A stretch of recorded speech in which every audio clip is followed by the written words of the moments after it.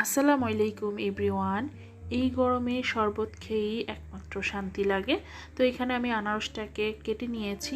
এখন আমি কিছু পুদিনা পাতা, হাফ চামচ বিট লবণ, হাফ চামচ সাদা গোলমরিচ, হাফ চামচ লবণ নিয়ে নিয়েছি, সাথে এক পিস লেবু। এখন একটি ব্লেন্ডার জারে আনারসগুলোকে দিয়ে দিচ্ছি। তারপর একে একে করে সব উপকরণগুলো দিয়ে দিব। প্রথমে দিচ্ছি লবণ, তারপর হচ্ছে সাদা গোলমরিচ, তারপর বিট লবণ। এখন দিয়ে দিচ্ছি পুদিনা পাতা, তারপর লেবুটাকে দিয়ে দিচ্ছি। মিষ্টিটা আপনারা আপনাদের পছন্দ মতো দিবেন।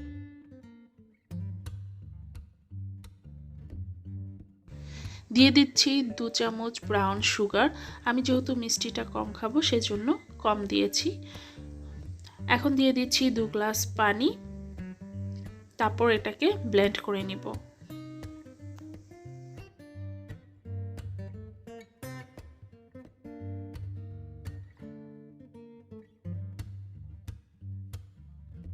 ব্লেন্ড করা হয়ে গিয়েছে। এখন আমি একটা বল নিয়ে নিচ্ছি। এখন এই ব্লেন্ডার করা জুসটাকে আমি ছেঁকে নিব, যেন মুখের মধ্যে দানা দানা ভাবটা না লেগে থাকে।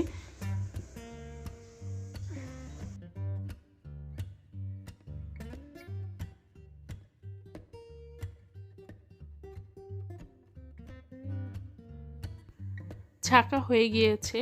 এখন 2টি গ্লাস নিয়ে নিলাম। গ্লাসের মধ্যে আইস দিয়ে দিয়েছি, তারপর জুসটা ঢেলে দিব।